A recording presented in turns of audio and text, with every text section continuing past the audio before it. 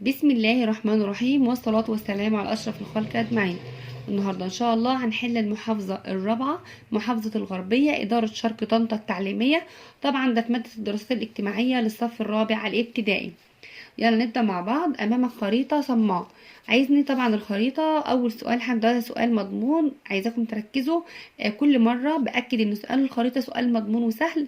بيقول لي أول حاجة نهر النيل. نهر النيل ده يا حبايبي نهر النيل. طيب البحر رقم 2 البحر. طبعا ده البحر المتوسط، لكن ده البحر الأحمر. ركز، ده البحر المتوسط اللي في الشمال، ده البحر المتوسط، لكن اللي في الشرق ده البحر الأحمر. يبقى البحر المتوسط. رقم 3 دولة. كل مرة لو احنا لحد الآن في الثلاث دي المحافظة الرابعة برضو دولة ليبيا. دولة ليبيا. طيب الصحراء رقم 4 الواسعة، المساحة الواسعة دي كده اسمها الصحراء الغربية. امال فين الصحراء الشرقية يا مس؟ دي الصحراء الغربية، لكن دي الصحراء الشرقية. الشرقية. طيب رقم ب بيقول لي اكتب المصطلح الجغرافي الذي تشير اليه كل عبارة. أرض شديدة الارتفاع ولها قمة وجوانبها شديدة الانحدار. أرض شديدة الارتفاع ولها قمة وجوانبها شديدة الانحدار. إيه ده يا مس؟ ده إيه يا حبايبي؟ الجبل. برافو عليكم. يبقى الجبل أو الجبال. وصف حالة الجو من حيث حرارة، رياح، أمطار في فترة زمنية قصيرة. يبقى الطقس. الطقس. طب لو طويلة، لو فترة زمنية طويلة حبايبي، لو فترة زمنية طويلة يبقى المناخ. نركز كده، فترة زمنية طويلة المناخ، فترة زمنية قصيرة الطقس. الطقس. طيب انتقال الأفراد من مكان لآخر لفترة زمنية طويلة. انتقال الأفراد من مكان لآخر طبعا دي الهجرة. طيب ضع الكلمة المناسبة مما بين القوسين مكان النقاط. عايز نحط الكلمة المناسبة. بيقول لي من أدوات تعلم الدراسات الاجتماعية. هو مدينا طبعا قناة السويس والخرائط والقاهرة والشرق. طبعا من أدوات تعلم الدراسات الاجتماعية الخرائط. الخرائط. طيب تعد محافظة من المحافظات الجاذبة للسكان. طبعا عندي هنا من المحافظات الجاذبة للسكان هختار القاهرة. يبقى القاهرة من المحافظات الجاذبة للسكان، هي والاسكندرية.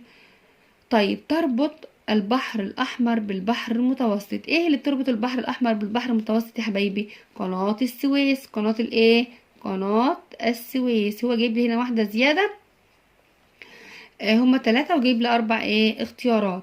طيب حدد سبب واحد لما يلي. عايز سبب واحد بس لتركز السكان في وادي النيل ودلتاه.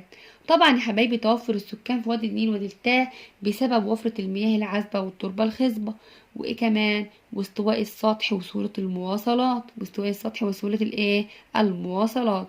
يبقى هنا لما يقول لي تركز السكان في وادي النيل ودلتاه هنقول بسبب وفرة المياه العذبة والتربة الخصبة. وايه كمان واستواء السطح. السطح وسهولة المواصلات. واستواء السطح وسهولة المواصلات.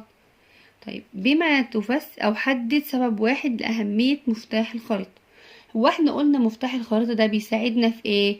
مفتاح الخريطة بيساعد على فهم وقراءة الخريطة. يبقى يساعد على فهم وقراءة الخريطة. طبعا مفتاح الخريطة اللي هو دليل الرموز والألوان. ده بيساعدني ان انا افهم واقرأ الخريطة. طيب اختر الإجابة الصحيحة. بيقول لي تحد مصر من الجنوب تحد مصر من الجنوب ايه يا حبايبي؟ طبعا يلا مع بعض كده نراجع من الجنوب هنا كده السودان، دولة السودان. طب الغرب انا عندي دولة ليبيا. امال الشمال البحر البحر المتوسط. امال الشرق بيحد مصر، البحر الاحمر، وخليج العقبة، ودولة فلسطين، دولة فلسطين المحتلة.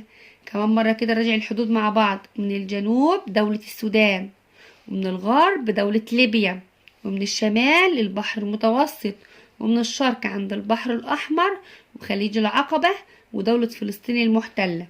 فهو هنا بيقول لي من الجنوب يبقى جمهورية السودان، جمهورية السودان.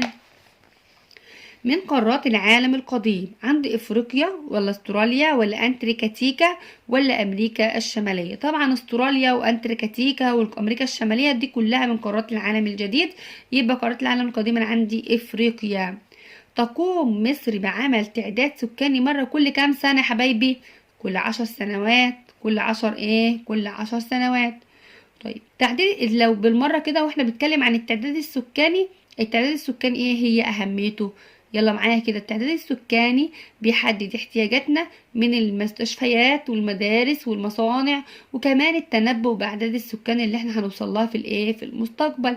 طيب أهمية التنبؤ بأعداد السكان اللي احنا هنوصل لها في المستقبل، طبعا أهميته بان احنا بنخطط تخطيط جيد للمستقبل، يساعدنا في التخطيط له تخطيطا جيدا.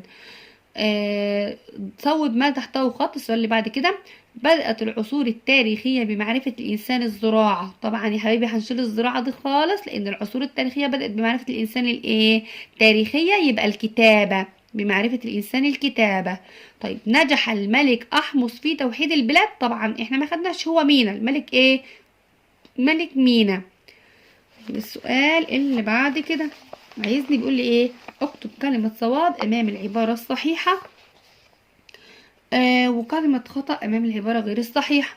بيقول لي: عرف الانسان المصري القديم حياة الاستقرار فوق الهضاب. بالذمة وبقى هو عرف الاستقرار فوق الهضاب؟ طبعا خطأ، لان هو عرف الاستقرار فين؟ لما نزل للوادي النيل. لكن حياته كانت فوق الهضاب، كانت عبارة عن حياة تنقل وترحال. ولو جه سألنه قال بما تفسر كانت حياة مصر القديم فوق الهضاب حياة تنقل وترحال، هقول لانه بحثا عن عن الغذاء والشراب. يبقى كانت حياته فوق الهضاب كانت حياة غير مستقرة مملوءة بالخوف والقلق، فالعبارة هنا هتكون خطأ.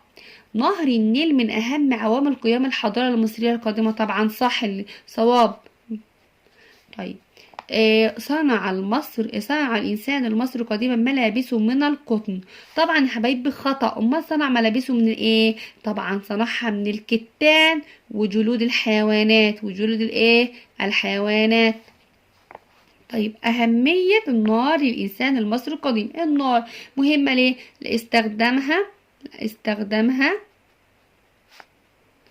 في طهي الطعام كمان، والتدفئة كمان، وإبعاد الحيوانات المفترسة.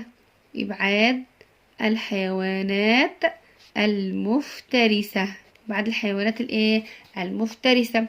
وبكده يا حبايبي نكونوا احنا حلينا المحافظة رقم 4 اللي هي محافظة الغربية. ان شاء الله الفيديو اللي جاي نحل محافظة البحيرة. اتمنى تكونوا استفدتم. ما تنسوش الاشتراك في القناة وتفعيل زر الجرس على الكل عشان يوصلكم مني كل جديد. والسلام عليكم ورحمة الله وبركاته.